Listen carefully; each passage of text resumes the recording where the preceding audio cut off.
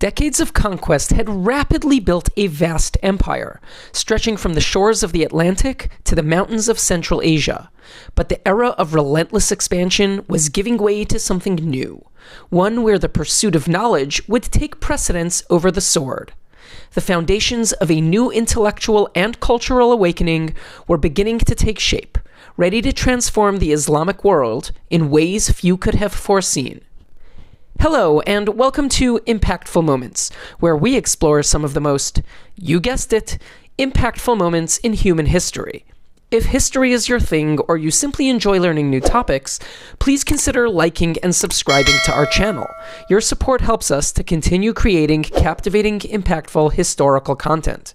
In this video, we will discuss the Islamic Golden Age, a transformative era where knowledge and innovation reshaped the course of Islamic civilization. The term Dark Ages often conjures images of stagnation, an era defined by the decline of scholarship, education, and cultural progress following the fall of Western Rome. But this label, while perhaps appropriate for Europe's struggles, might be a misnomer, obscuring the vibrant developments taking place across the rest of the world.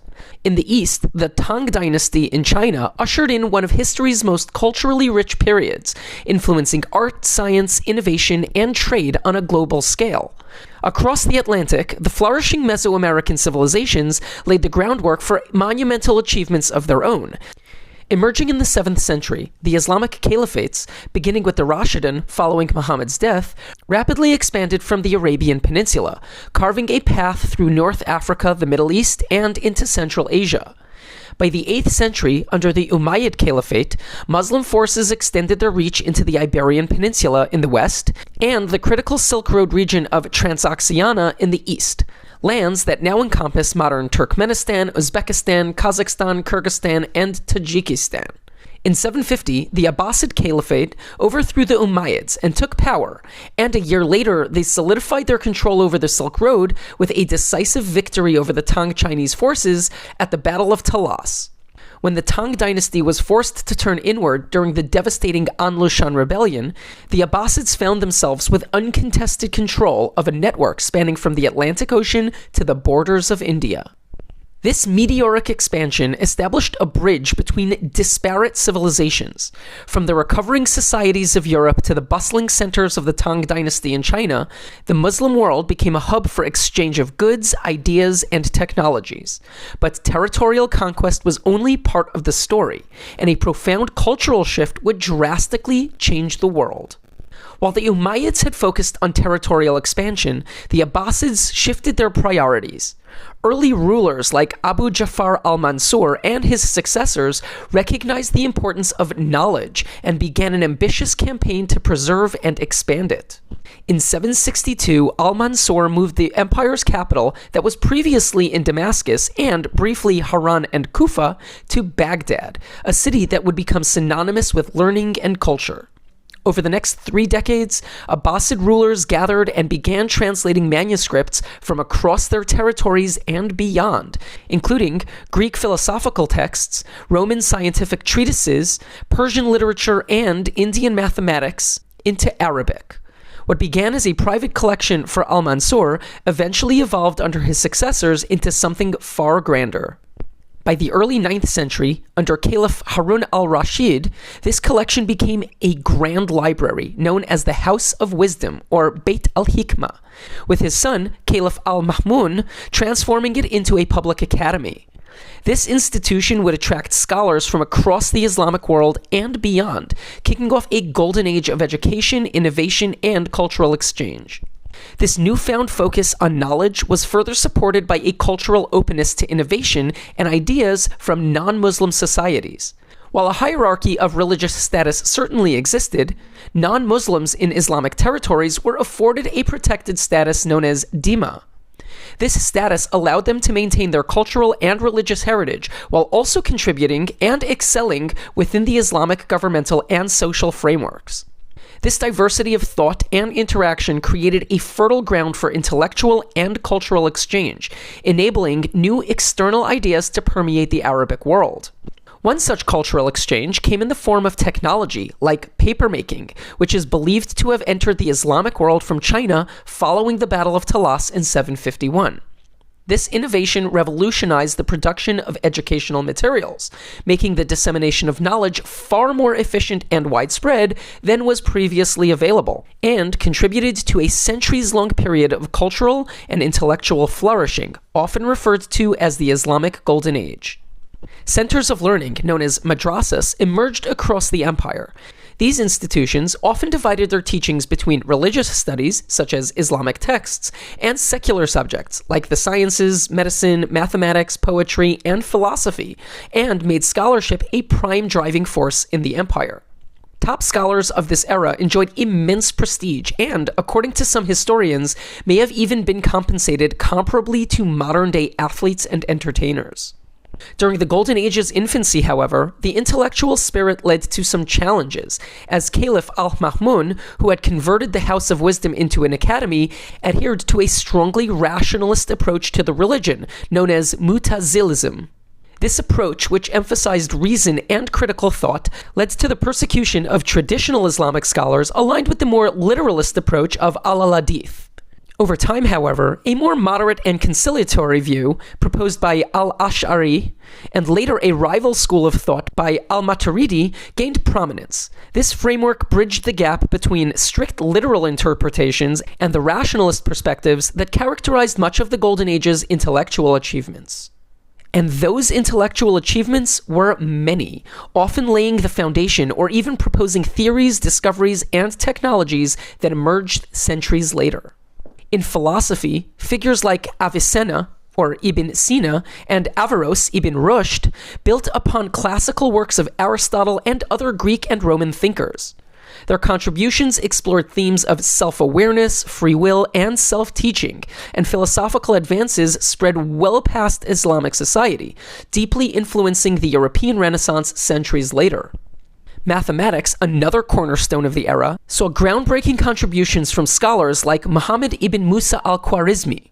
His seminal work, The Compendious Book on Calculation by Completion and Balancing, or, stick with me here, Al-Kitab al-Mukhtasar fi Hisab al-Jabr wal Muqabala, introduced foundational concepts in, and even the name for, algebra, derived from the term al-Jabr.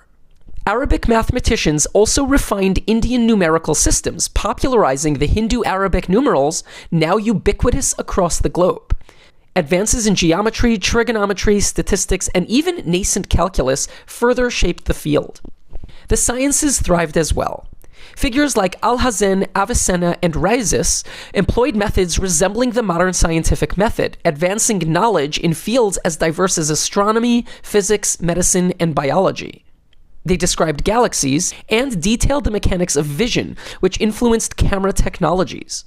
Medical pioneers like al-Zahwari advanced surgical techniques and documented insights into the heart and blood circulation. Arts and literature also reached new heights, compiling works such as 1001 Arabian Nights, alongside the remarkable achievements in poetry, calligraphy, and music. Architectural marvels like the great mosques of Kairouan, Samarra, and Cordoba showcased innovation and inspired design traditions that endure today. Engineering accomplishments were equally remarkable. The Banu Musa brothers and Ismail al-Jazari designed intricate machines, some purely for artistic purposes, that introduced concepts even resembling modern automation and programming. Their inventions, including crankshafts and water clocks, laid the foundation for technologies integral to engines and other modern machinery. The sheer breadth of accomplishments during this era reflected a society deeply committed to learning, innovation, and the betterment of humanity. However, this remarkable period eventually began to wane. While the end of the age may be a matter of semantics, some argue that critiques of rationalism by influential figures like Al-Ghazali contributed to its decline. Most historians, however, date the end of this golden age to 1258, when the Mongols sacked Baghdad and destroyed the House of Wisdom. The Mongol conquests dramatically shifted power dynamics, contributing to the diminished influence of Islamic civilization and intellectual pursuits in the region. The Islamic Golden Age did not impact the society of the time. It was the impact on society itself. Advances in poetry, sciences, economics, mathematics, and countless other fields permeated every corner of the Islamic world, extending their influence to neighboring regions. The development of this period reshaped not just cultural identity, but the very fabric of daily life, governance, and commerce. Health and longevity reflected the profound changes brought about by this era. Innovations in medicine, hygiene, and public health contributed to increased lifespans across the Islamic world. The period's mastery of geography and astronomy revolutionized trade and exploration.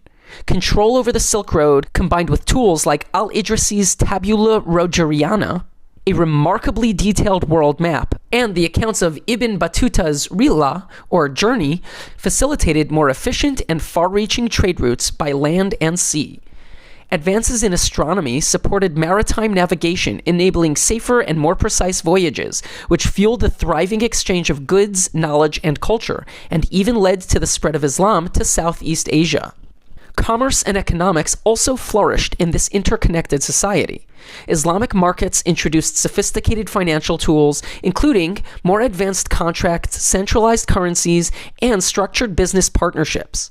These innovations laid the groundwork for a market economy and early forms of merchant capitalism. In every aspect, daily routines, cultural expressions, and governmental structures, the evolution of the Islamic Golden Age left its mark. It was not merely an age of enlightenment, but a comprehensive transformation that redefined how societies functioned and interacted on a global scale. While this era was one of profound progress at the time, it also laid the foundation upon which many of today's technologies and systems were built. Early discoveries in optics by scholars like Alhazen laid the groundwork for modern cameras and visual technology.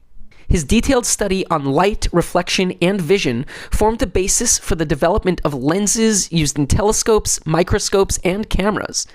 In medicine, early descriptions of bacteria, the implementation of quarantines, and advanced surgical techniques pioneered by al-Zahwari foreshadowed modern medical practices. These innovations provided the bedrock for understanding human health, surgery, and public health strategies that are still used in modern medicine. Mathematics from this age also continues to shape the world. The Hindu-Arabic numeral system, refined and spread by Islamic scholars, became and remains the global standard, enabling the rise of everything from advanced accounting to computer programming. Al-Khwarizmi's work on algebra not only introduced the term, but also laid the foundations for solving equations, a cornerstone of modern mathematics. Trigonometry saw significant advancements during this period, and calculus, while often associated with later figures like Newton and Gottfried Leibniz, may have drawn influence from Islamic-era exploration of infinite series and motion. The era's economic and scientific progress also led to long-term influences on the global economy. Early experiments with market economies, contracts, and partnerships informed the frameworks for trade and capitalism. Astronomy, enriched by innovations in celestial mapping and tools, played a critical role in navigation and commerce, ultimately even paving the way for the age of exploration. Far from being a quote-unquote dark age, this period of history illuminated the world. Its scholarship bridged ancient knowledge with emerging ideas, ensuring their discoveries became a foundation for the Renaissance and beyond.